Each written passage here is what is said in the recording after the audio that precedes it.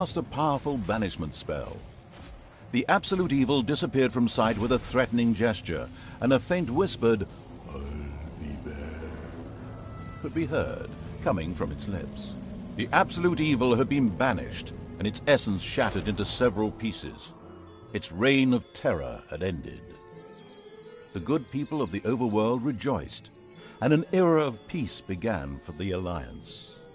The evil creatures were driven back into the underground, doomed to serve as cannon fodder for pleasure-seeking adventurers. Meanwhile, secreted away in the world's most inaccessible places, the last remains of the absolute evil were resting, never again to see the light of the overworld. Until today, that is. Somewhere deep under the earth, the ultimate evil awoke.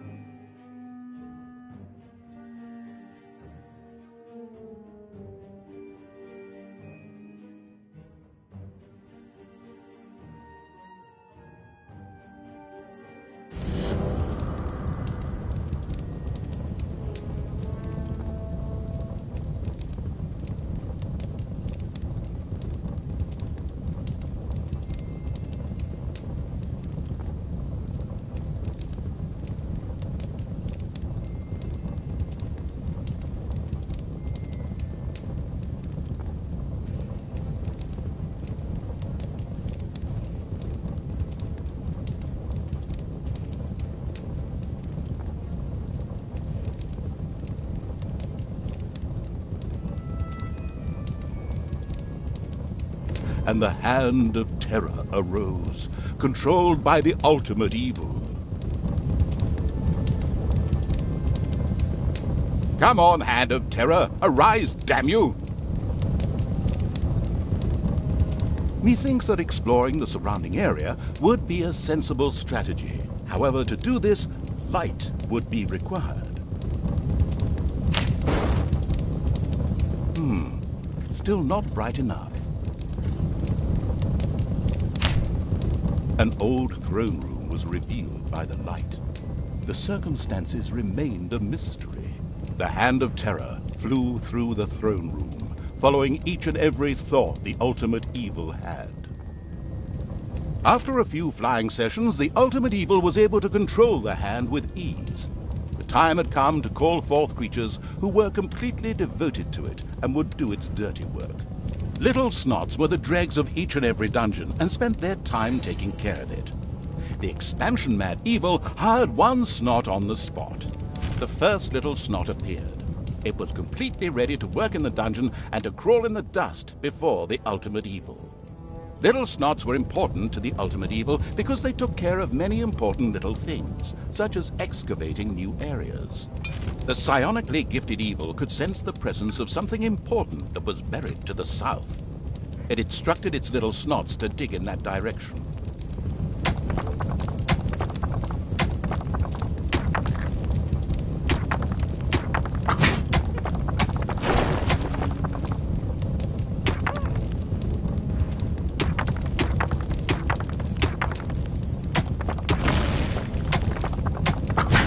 The Little Snots still didn't know what they were meant to be doing. At last, the Hand of Terror marked the area to be excavated.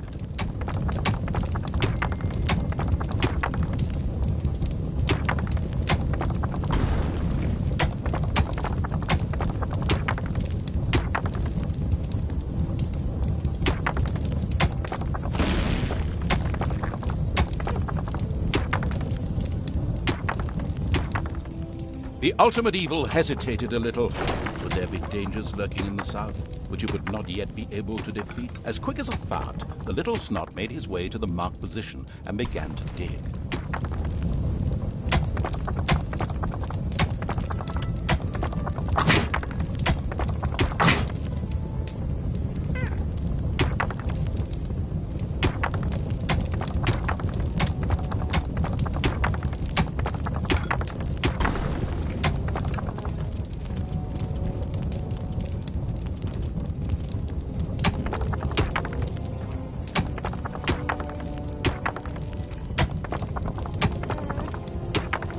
Behold, the creatures of the overjoyed evil had apparently been much more industrious than it had thought. A great dungeon was revealed behind the wall. Everything was already in place. Doors, traps, a well-filled treasury. Oh, wait. Treasury? And where, if you please, is this treasury? Oh, well. One can't expect too much of these mindless little snots.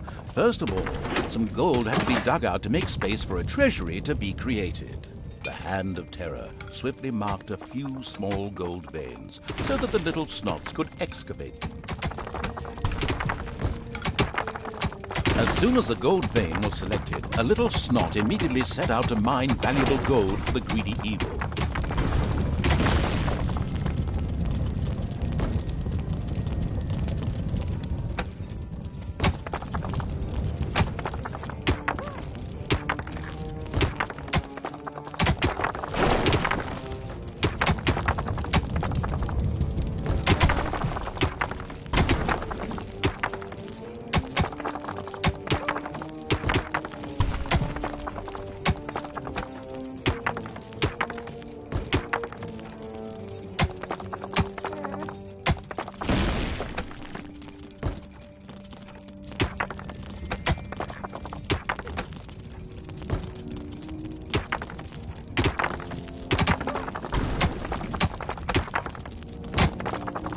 Once most of the gold had been mined, the Hand of Terror quickly created a treasury on the spot so that the precious metal could be safely stored.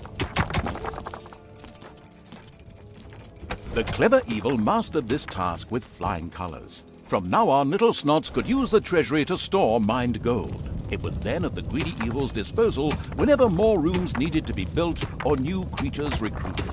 Little snots were all well and good, but were too weak and cowardly to defend the dungeon. Since it was not able to defend itself, the ultimate evil would have to hire some orcs. But they would require food. Liquid food. Well, beer to be precise. So the next important thing to build was a brewery. And that would require some space to be created. The ultimate evil had the feeling that its servants were not really putting their backs into the work. Might a hearty slap from the Hand of Terror change that?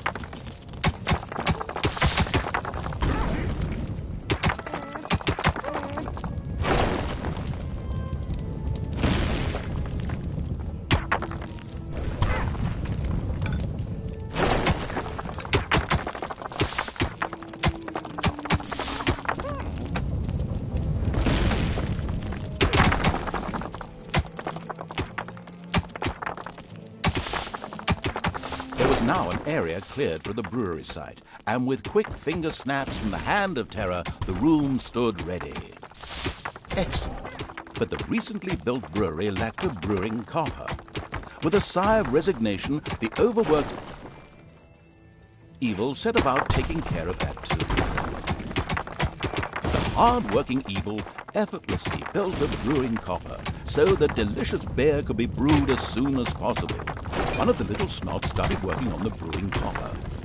The nostalgic evil banished all thoughts of Oktoberfest and brass bands. Those would have to wait.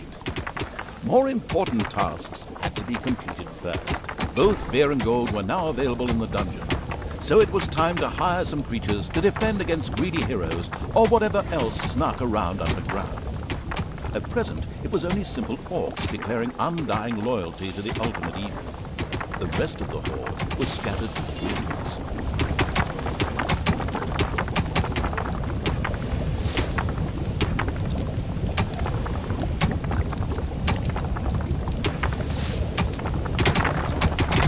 Orcs were defensive, close combat specialists, capable of dealing with many opponents. However, they were very vulnerable to ranged attacks.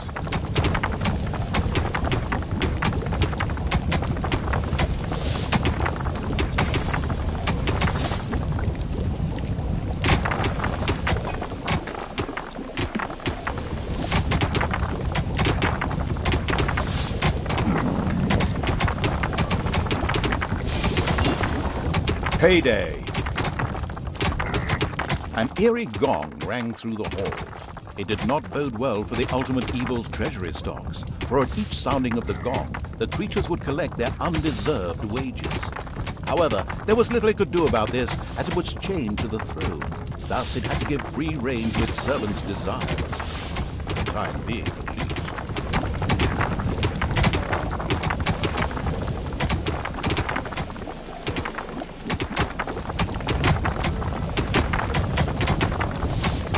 The dungeon of the expansion-mad evil grew and prospered, but unfortunately, it had reached the maximum possible population it could currently manage. Now a creature would have to be thrown into the bottomless pit before any others could be brought in. The sadistic evil encouraged its creature to work a little faster, with a friendly but not at all gentle slap. The creature disappeared into the pit of uselessness with a long, drawn and gradually diminishing This particular act of wickedness brought a smile to the face of the ultimate evil.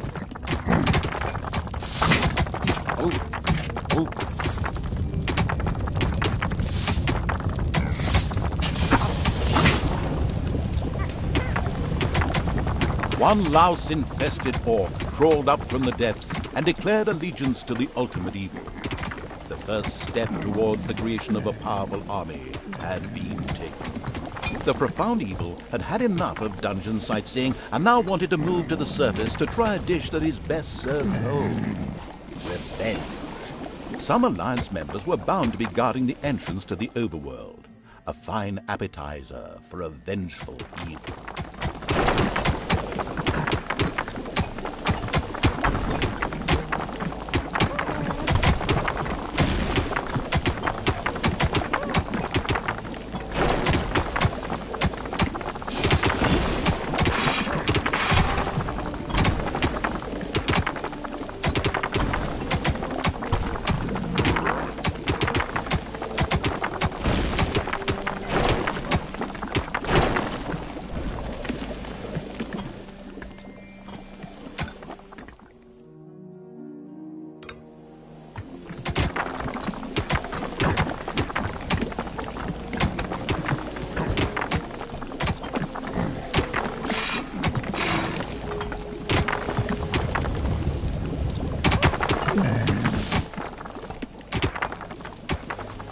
Nameless evil's creatures came upon a spider's nest during their search for an entrance to the overworld. It would take more than one orc to smoke that out.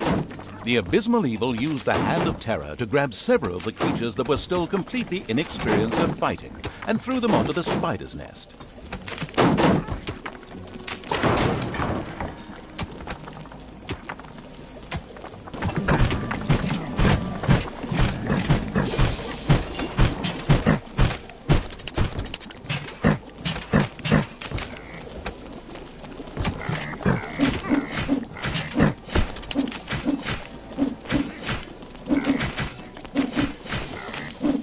Spiders dropped like flies.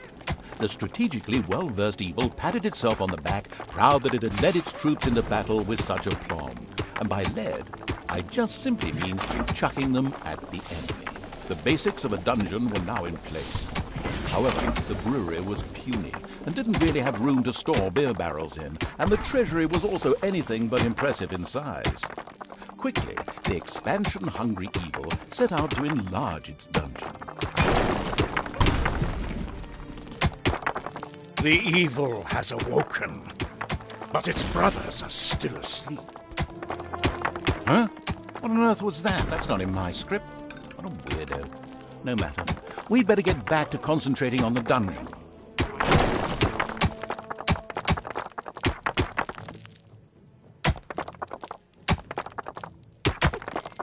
A huge monstrosity loomed out of the darkness on 8 legs. This dungeon's human guards had been ancient history for a long while. Now it was home to a huge spider and her brood. Would Sam and Frodo escape it and continue their journey to Mount Doom, or was this the end of the Ring-Bearer? Hang on a minute, that's not the right text. Where were we? Oh yes, a huge spider, henceforth called the Spider Queen. It would be necessary to eliminate the Spider Queen before the Horde could reach the surface. The Spider Queen sent forth a wave of her children. Of course, the ultimate evil was fully aware of this danger and immediately prepared to defend itself against them. At least, that's what I hope.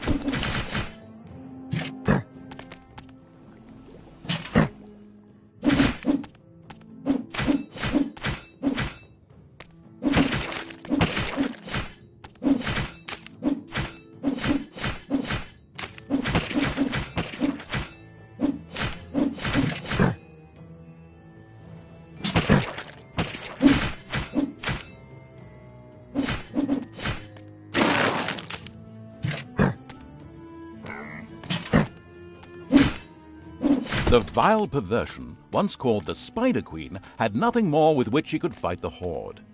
Later, the sensitive evil would have her innards made into a lava lamp. The way to the surface was open. Now it was time to put those vengeance plans into practice. The vile evil wanted to take this opportunity to utter a really sinister laugh. But unfortunately, its physical state made this unviable. Instead, it asked the narrator to do a bit of sinister laughter on its behalf. Oh well, here goes. Deep breath.